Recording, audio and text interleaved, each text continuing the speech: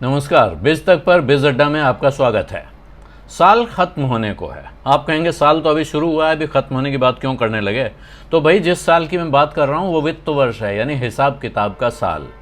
तो अब ये हिसाब लगा लीजिए कि कहीं टैक्स बचाने का कोई रास्ता तो आपने छोड़ नहीं रखा है, और अगर छूटा हुआ है तो वहाँ लग जाइए। उसे करने के बाद, या अगर आप ऑलरेडी कर चुके हैं, अपना सारा हिसाब किताब दुरुस्त कर चुके हैं, तो अभी एक बात और सोचनी है। वो ये सोचनी है कि छुट्टी का क्या करना है। और ख़बर है कि ट्रैवल का बाज़ार गर्म हो गया है, एयरलाइंस के टिकट महंगे होने लगे हैं और तमाम रिसोर्ट वाले तैयारी कर रहे हैं ग्राहकों को अपने यहाँ उनको बुलाने की, उनके स्वागत की। एक से एक तैयारियां आप अखबारों में पढ़िए, आपको खबरें मिलेंगी कि क्या क्या तैयारियां चल रही हैं। लेकिन यहाँ जो बात हम आज कर रहे हैं वो किस्सा सिर्फ छुट्टी का नहीं है। सरकार ने दरअसल एलटीसी वालों को ये मौका दे रखा है इस बार कि चाहें तो एलटीसी ले लें और चाहें तो फिर अपने एलटीसी यानी लीव ट्रेवल अलाउंस के जो आपका अलाउंस जितना बनता है उसके 3 गुना दाम का सामान खरीद कर बिल जमा कर दीजिए और बदले में एलटीसी वाली टैक्स रिबेट ले लीजिए। तो अब सरकारी दफ्तरों में, बैंकों में, पीएसयू यानी सरकारी कंपनियों में और बहुत से प्राइवेट दफ्तरों में काम करने वाले लोग भी दुविधा में फंसे हुए हैं। वो सोच रहे हैं क्या करें। ये नई स्कीम वाले वाउचर ले लें, यानी खर्चा करके और उसके अगेंस्ट छूट ले ली जाए, या फिर छुट्टी मना कर ही पैसा उड़ाने का काम करें। और छुट्टी मनाने के लिए आप समझ रहे हैं वक्त बहुत बचा नहीं है। कैश वाउचर भी लेना है तो जल्दी करना पड़ेगा, क्योंकि इसके लिए जो खर्च करना है उसका जो प्रोविज़न है उसमें लिखा हुआ है कि उसकी तारीख 12 अक्टूबर 2020 से 31 मार्च 2021 के बीच की ही होनी चाहिए। और इस बीच डिजिटल माध्यम से आप वो खर्च करेंगे, यानी डिजिटल पेमेंट होना चाहिए आपका। और दूसरी शर्त यह है कि जो भी सामान आप खरीदें उस पर कम से कम 12% की रेट से जीएसटी लगता हो, यानी सरकार के खजाने में उसका 12% हिस्सा तो जाए ही जाए। एलटीए में एक परिवार के एक सदस्य के लिए ज़्यादा से ज़्यादा 36,000 रुपये का खर्चा टैक्स फ्री होता है। आमतौर पर टिकट का खर्चा होता है ये। और परिवार में 4 लोगों को आप जोड़ लीजिए कि उन्हें ये मिलता है, यानी 1,44,000 रुपये का खर्चा है जिस पर आप टैक्स बचा सकते हैं।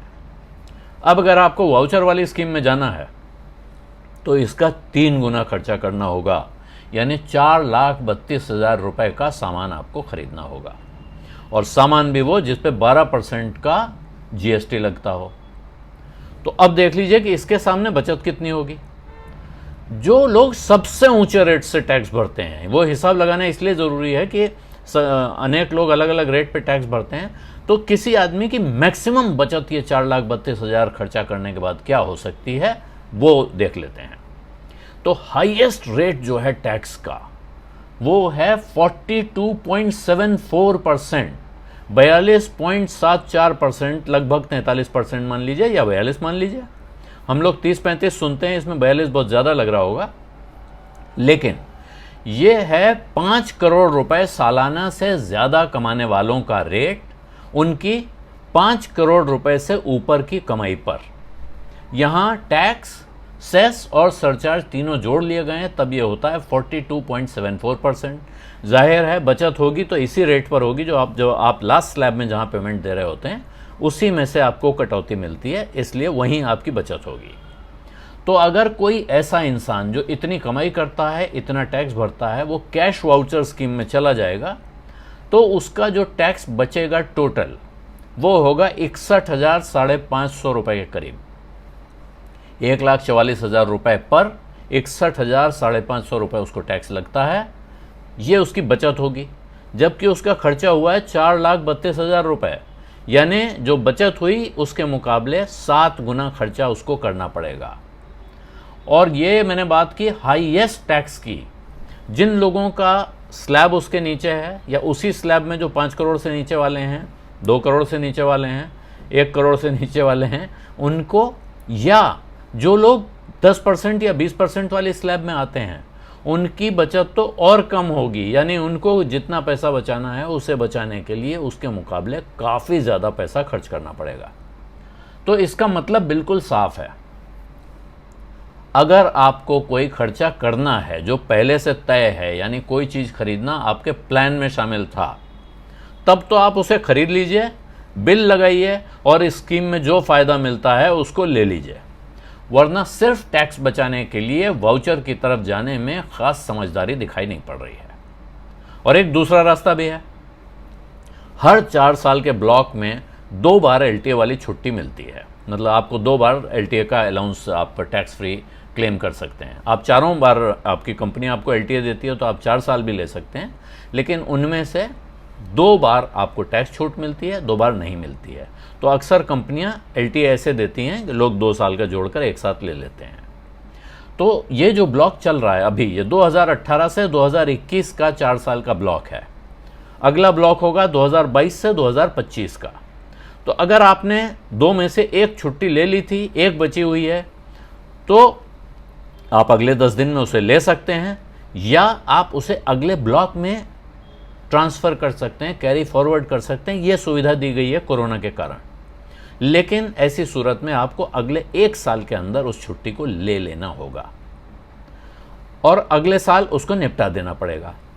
लेकिन अगर आपके दोनों सफ़र बाकी हैं, यानी 4 साल आपने काम किया और एक बार भी छुट्टी लेने का मौका नहीं मिल पाया, इतने कर्मठ कर्मचारी आप हैं, इतने बड़े जिम्मेदार अधिकारी हैं, तो फिर भाई 2 में से 1 का हिसाब तो अगले 10 दिन में आपको करना ही पड़ेगा। चाहे तो आप छुट्टी जाएं और उसके हिसाब से LTA क्लेम करें, या आप कैश वाउचर का सहारा लें, या फिर जो तीसरा रास्ता है कि वो LTA का पैसा आप ले लें और उसके अगेंस्ट आप टैक्स पे करें, फिर वो टैक्स फ्री नहीं रह जाता है। और दूसरा जो बचा है आपका, उसके लिए आपका 1 साल का वक्त है, आप उसको कैरी फॉरवर्ड करके अगले साल उसका हिसाब कर सकते हैं। लेकिन सबसे मज़े में कौन लोग हैं? सबसे मज़े में वो लोग हैं जिन्होंने पिछले 4 साल के ब्लॉक की दोनों छुट्टियाँ कोरोना के आने से पहले ही ले ली, LTA वसूल कर लिया, छुट्टी भी मना आए, शांति से हैं, इस वक्त उन्हें कोई चिंता नहीं करनी है। और मैं आपसे भी ये कहूँगा कि अपनी छुट्टियाँ वक्त पर लेते रहें, वरना जब आप पूरा काम करके आपका करियर जब खत्म हो रहा होगा, उस वक्त आपको जो सबसे बड़ा पछतावा होगा वो यही होगा कि भाई हमने हर साल छुट्टी लेकर उसका मज़ा क्यों नहीं लिया। आपको लगता है कि आपके बिना आपका दफ्तर चल नहीं सकता है, लेकिन सच ये है नहीं। सच ये है कि अगर आप छुट्टियां लेते रहें अपने वक्त पे और अपना घूमते फिरते रहें, तो आप अपनी ज़िंदगी को भी बेहतर बनाते हैं, परिवार को भी खुश रखते हैं, बच्चे भी खुश रहते हैं, और आपको इस तरह की दुविधा में फंसने की नौबत भी नहीं आती है। इसी के साथ इजाज़त चाहता हूं, लेकिन बिज़ अड्डा पर आपकी टिप्पणी का इंतज़ार करूंगा। कैसा लग रहा है बताइए, कुछ और देखना है तो वो बताइए, कोशिश करूंगा आपकी इच्छा पूरी करूं। धन्यवाद, नमस्कार।